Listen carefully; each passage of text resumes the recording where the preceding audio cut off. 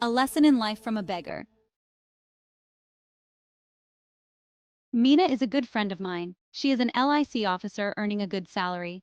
But there was always something strange about her. She was forever unhappy. Whenever I met her, I would start to feel depressed.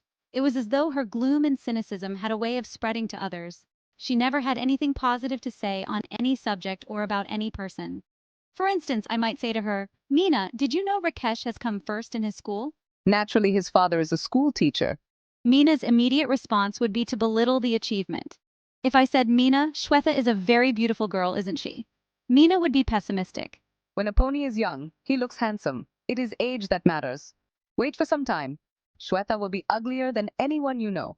"Mina, it's a beautiful day, let's go for a walk." No, the sun is too hot and I get tired if I walk too much. Besides, who says walking is good for health? There's no proof. That was Mina. She stayed alone in an apartment as her parents lived in Delhi. She was an only child and had the habit of complaining about anything and everything. Naturally, she wasn't a very pleasant company and nobody wanted to visit her. Then one day, Mina was transferred to Bombay, and soon we all forgot about her. Many years later, I found myself caught in the rain at Bombay's Flora Fountain. It was pouring and I didn't have an umbrella. I was standing near Akbaralis, a popular department store, waiting for the rain to subside. Suddenly, I spotted Mina. My first reaction was to run, even in that pouring rain. I was anxious to avoid being seen by her, having to listen to her never-ending complaints. However, I couldn't escape. She had already seen me and caught hold of my hand warmly. What's more, I am very cheerful. Hey, I am really excited. It's nice to meet old friends. What are you doing here? I explained that I was in Bombay on official work. Then stay with me tonight. Let's chat. Do you know that old friends and memories are precious and rare? I couldn't believe it. Was this really Mina? But Mina was really standing there, right in front of me, squeezing my hand, smiling. And yes, she did look happy. In the 3 years she had been in Bangalore, I had never once seen her smiling like that. A few strands of gray in her hair reminded me that years had passed. There were a few wrinkles in her face, but the truth was that she looked more attractive than ever before. Finally, I managed to say, "No, Mina, I can't stay with you tonight. I have to attend a dinner. Give me your card and I'll keep in touch with you, I promise." For a moment, Mina looked disappointed. Let's go and have tea at least. "But Mina, it's pouring." So what?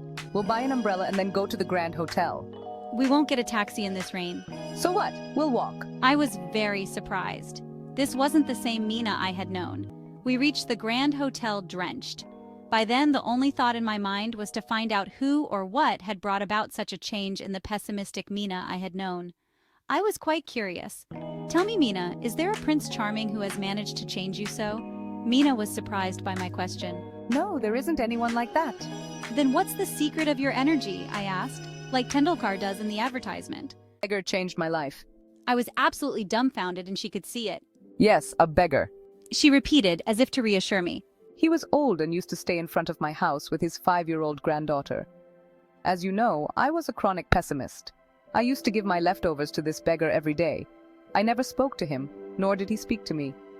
One monsoon day, I looked out of my bedroom window and started cursing the rain. I don't know why I did that because I wasn't even getting wet. That day, I couldn't give the beggar and his granddaughter their daily quota of leftovers. They went hungry, I am sure. However, what I saw from my window surprised me. The beggar and the young girl were playing on the road because there was no traffic. They were laughing, clapping, and screaming joyously, as if they were in paradise. Hunger and rain did not matter. They were totally drenched and totally happy. I envied their zest for life. That scene forced Mina to look at her own life. I realized I had so many comforts, none of which they had. But they had the most important of all assets, one which I lacked. They knew how to be happy with life as it was. I felt ashamed of myself. I even started to make a list of what I had and what I did not have. I found I had more to be grateful for than most people could imagine. That day, I decided to change my attitude towards life, using the beggar as my role model.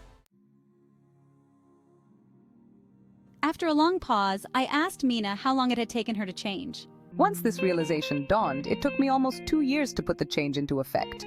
Now nothing matters. I am always happy. I find happiness in every small thing, in every situation, and in every person. Did you give any Guru Dakshina to your guru? No. Unfortunately, by the time I understood things, he was dead. but I sponsored his granddaughter to a boarding school as a mark of respect to him.